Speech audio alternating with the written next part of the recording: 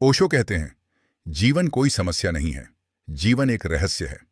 समस्या तो तब शुरू होती है जब तुम इसे समझने की कोशिश करते हो। जीवन को समझना नहीं, जीना है। इसे उत्सव की तरह जियो। मन को देखो, मन मत बनो।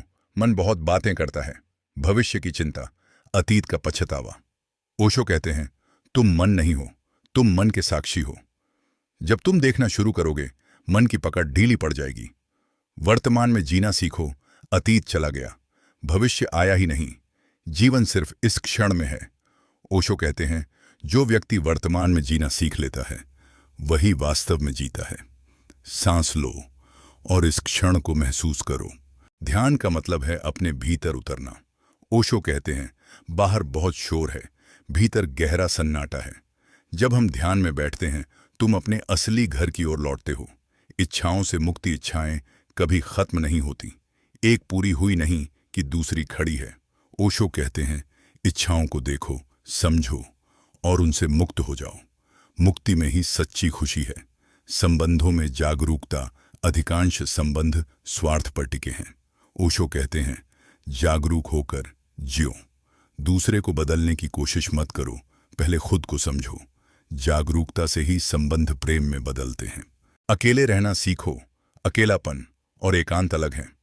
अकेलापन दुख है, एकांत आनंद है। ओशो कहते हैं, कुछ समय अकेले रहो, अपने साथ मिलना करो, तब तुम कभी अकेले महसूस नहीं करोगे।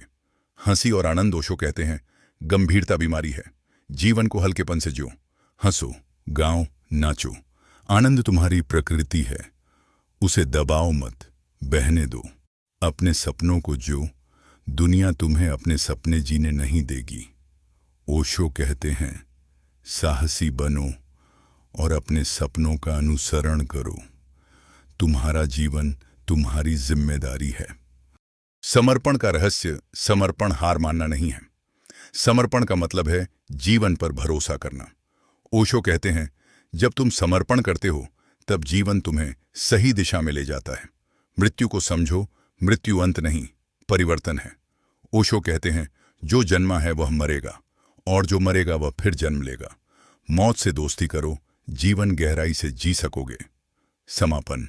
जीवन को उत्सव बनाओ। ओशो कहते हैं, जीवन को गंभीरता से नहीं, उत्सव की तरह जियो। हर क्षण को भरपूर जियो। बस यही है, यही चमत्कार है।